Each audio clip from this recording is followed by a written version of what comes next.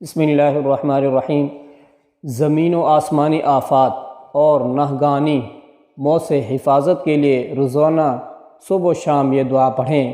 اللہم انی اسألک العافیۃ فی الدنیا والآخرہ، اللہم انی اسألک العفو والعافیۃ فی دینی و دنیای و اہلی و مالی، اللہم استر عوراتی و آمن روعاتی، اللہم احفظنی من بین یدی ومن خلفی وعن یمینی وعن شمالی ومن فوقی واعوذ بعظمتک ان اغتال من تحتی، جس کا ترجمہ ہے: اے اللہ، میں آپ سے دنیا اور آخرت میں عافیت کا طلبگار ہوں۔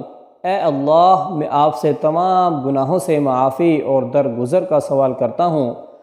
اپنے دین، دنیا، اہل و عیال اور مال میں اے اللہ ہماری پردہ پوشی فرما اور ہمیں ہر قسم کے خوف اور خطرات سے محفوظ فرما۔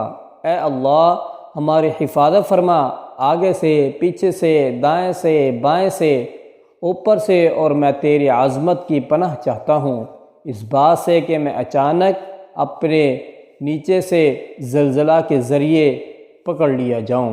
ابو داؤد حدیث نمبر 5074۔